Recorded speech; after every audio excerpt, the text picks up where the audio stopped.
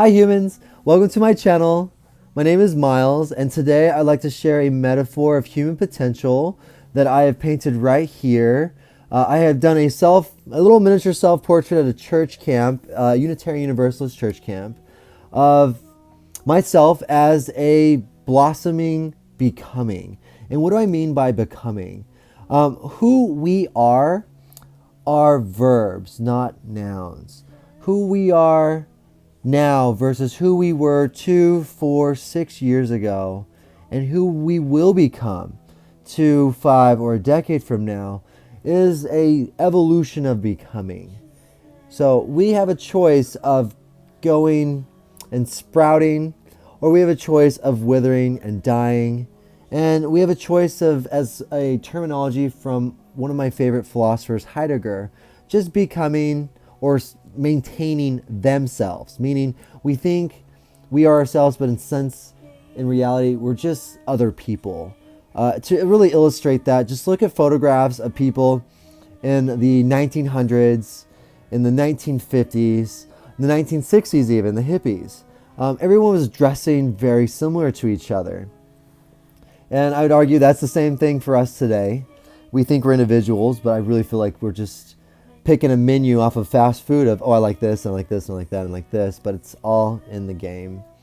So we are seeds of potential, and I can kind of illustrate that with my first painting I did, one of the first paintings I did, to what I have now, and you can see an evolution if we work on ourselves.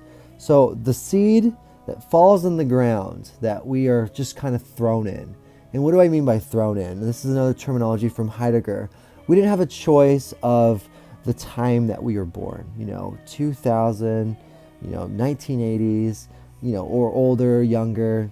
Anyone who's watching, we didn't have a choice of the time that we were born in, the location, the culture, the language, the values, the milieu of how we were thrown, or the parents, and their psychic karma that's come and developed us where we didn't have very much control, and with our little bodies, with our developing minds, we started to develop these assumptions about ourselves. And this is the soil here that I'm talking about. We started to develop a assumption, a self-concept that we are not okay. And I got that from a book called I'm Okay, You're Okay. So that we're not good enough, and to kind of really illustrate that for yourselves, if you choose to, I recommend that you go into a mirror, your bathroom mirror, take off your clothes, and I not only mean that physically, but vulnerability, like psychologically, and look at yourself in the eyes and sincerely say, I love you, and if that's hard, you're just like us. And it's kind of a call for adventure, a hero's journey in becoming authentic, becoming ourselves. Because life is very short. I mean, I'm 30. I remember living the Dionysian life of the teens and the 20s, and I had a great time. But now I'm 30, and snap my fingers, in the amount of time that I was 30, I'll be 60. And that's like for all of us. It's really fast. So how do we want to live our lives? Do we want to live our lives authentic, where we feel we develop good connections, we are compassionate and wise towards each other? Do we want to develop relationships that are healthy for us and for others?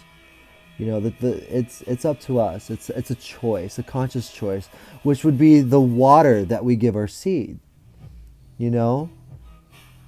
So if we want to make that conscious choice to become ourselves, to exist freely in this world of suffering, in this world of pain, which I must add to you, and must say that I painted this really big painting of me naked, reaching out and reaching up. And I painted that because everyone I've ever encountered has this pain of just so much pain, so much suffering that we've all gone through. I mean, and that's fundamental truth of life. Is life is suffering. You know, we are born, we get disease, we age, and we die. And that's every sentient being, you know. So that pain, though, that we have allows us to reach out to each other. Because if we had everything perfect, the perfect world, you know, and we were all happy, we wouldn't reach out to each other. You know, we wouldn't reach out to the creator on top, too, something bigger than ourselves. And it puts us in a journey. That's why I honestly think we are born in this world that is not perfect, and we're not perfect, you know. So the soil can be fertilized by the shit that has happened in our life. The shit that has happened in our life is the fine manure that can make us become who we are. It brings us compassion. It brings us wisdom, you know. And if you, it's a cliche quote from Nietzsche. He has such a huge influence in my life, though. But what does not kill me makes me stronger. You guys have gone through a lot of stuff, and here you are, you know. And the choices that you've made in life, you made the best choice that you could possibly make with the time you were in, with the knowledge that you had, and the emotionality that you were in, you know. So don't feel guilty. I think guilt is such a bad thing. Regret, different story. You know, regret, as I learned from my Dharma teacher Tashi, regret is drinking a bottle and realizing on the label that it's poison. And so you just put it back, you won't touch it, you know. And I have a lot of gratitude for my Dharma teacher Tashi. So to become oneself, this seed, I've realized, and with the soil, that the enemy of who we are is who we want to be. So for example, when I was younger, I wanted to be wise, compassionate, artsy, and I would allow people to walk over me because they would cross over my fence, walk over me, and I wouldn't say no. That's sacred no. I'm sorry, you're crossing a boundary with me, because I want to be kind and compassionate. And I would read a bunch of books. I read all of Nietzsche's books in high school, and I didn't understand a word he was saying. You know, to become oneself, one must fall over. I had no idea what that means. You know, until I actually fell over. You know, I was at a point, guys, where I was looking at a painting in front of my friends, and I forced myself to cry, you know, just to be that artist guy. But what I felt inside was just it's pathetic, you know. And only when all the stuff I balled up, only when that all boiled over and busted over, did I become spontaneous, where I would spontaneously smile and spontaneously cry. And there was something with my art and with meditation and the ideas that my Dharma teacher Tashi has really put seeds inside of my psyche. It has gave me such kind of, at the end of the day, my self-concept has peace. And if I can just do another metaphor, it's like who you are. I would say like a Buddha nature. Who we are is the depth of the ocean. It is still, it is vast, it is big. And whatever happens to us, the giant hurricanes that happen in our lives, when it goes deep down, the self-concept, you can make that self-concept so deep that the hurricanes and the tornadoes that happen, the ocean is still and silent, you know. And to develop that, we must first realize that we need to be ourselves and that there are these innate talents in us. So the manure, the shit that has happened in our lives, is that fine manure that can make that soil, just that fine nutrients for our seed to grow. And the water of us saying, I will become myself, that puts it in there. And then what we need is the sun, which, by the way, the sun is all around us. The sun is everyone around you. Every experience you've ever had, from the good, the bad, the indifferent, the mentors and the enemies, right? These guys are actually all teachers. Everything around you, especially One thing I've learned is that the only thing that we know to truly exist, oh, battery's about to die, the only thing that we truly know that's good, that exists, that we can prove that exists, is right now. To take a thought experiment from Descartes, there could have been a demon that snapped his fingers and put these memories in us, and house and all this stuff, this painting there, with the memory of me painting this, and mathematics to deceive us that we lived in an orderly universe.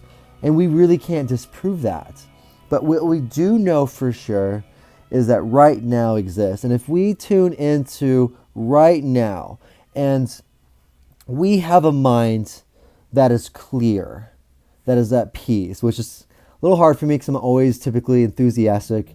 I'm kind of an internalist, which I'll explain later on that. But the mind is like a pond.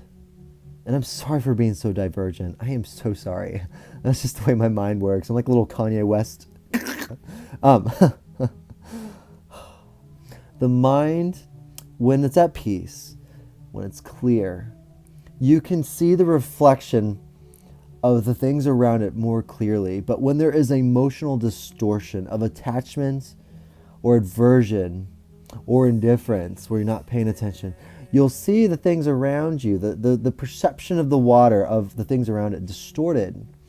So if we cultivate peace, which is the only emotion worth cultivating, which is getting rid of emotions, we can develop a clear perspective of the lives around us. And we can realize our potential.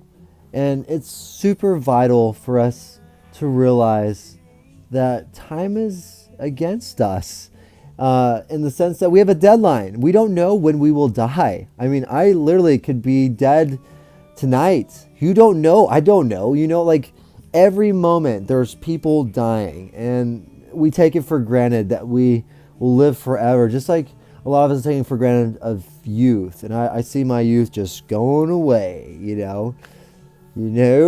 so we need to realize that we want to live a life where you enjoy it.